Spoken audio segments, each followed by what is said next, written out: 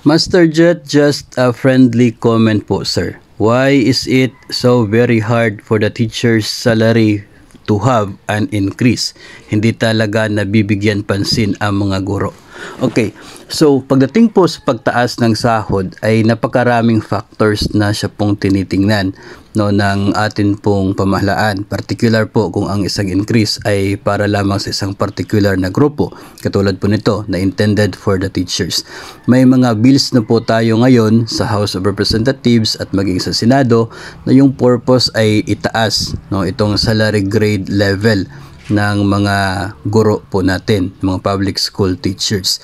Mula po sa kasalukuyan na salary grade 11 bilang entry level na sahod, may mga proposals na gawin itong salary grade 13, 14, 15, at meron pa nga ang ibang bills na up to salary grade 19. Sa kasalukuyan, ang mga bills na ito ay pending sa committee doon po sa House of Representatives at maging sa Senado. So wala pa pong movement sa ngayon sa mga bills na ito, kaya siguro napapaisip tayo bakit napakahirap na mangyari yung increase intended for the salary of the teachers.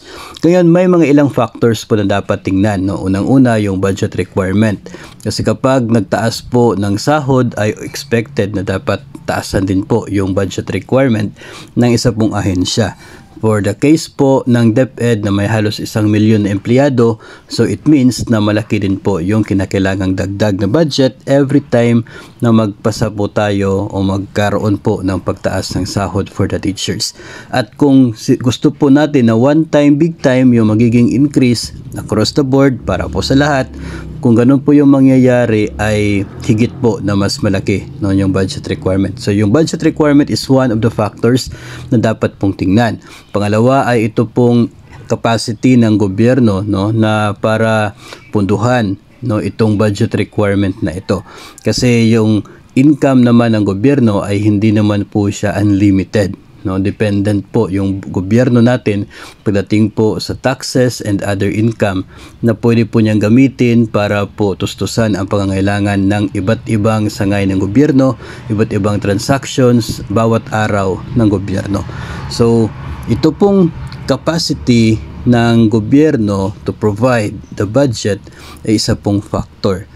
And kinakailangan po na magkaroon ng isang sustainable na source of income para masustain din yung pag-provide ng budget requirement doon po sa increase. Kasi hindi lamang po ng one time nangyayari yung kinakailangang budget po dyan. Kasi the moment natataas yung sahod, it means every year na yung pondo na kinakailangan ilagay dyan sa ahensyang yan. In case po dito is yung DepEd. Kaya nga po dumadaan sa maraming mga pagdinig ang anuman pong bills tungkol po sa pagtaas ng sahod, and nag-i-invite ng iba't ibang mga resource persons para matingnan yung bawat anggulo at yung bawat pangangailangan at kung ano lamang yung kayang ma-provide ng gobyerno as of the moment.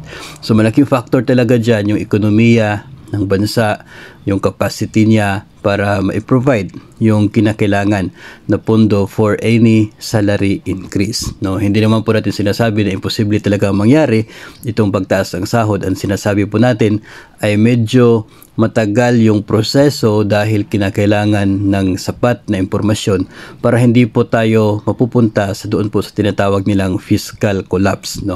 Yung hindi na po kayang i-provide ng gobyerno yung kinakailangang pondo para po doon sa kanya pong mga responsibilities, sa kanya pong mga nasasakupan. At hindi lang po kasi sa DepEd umiikot yung lahat ng mga gastusin ng gobyerno, napakarami din pong mga iba pang mga ahensya na dapat din pong bigyan pansin. So kaya binabalanse po yung bawat anggulo na yan, bawat department, bawat sitwasyon. Kaya nga po medyo matagal dahil sa napakaraming bagay na dapat pong tinitingnan.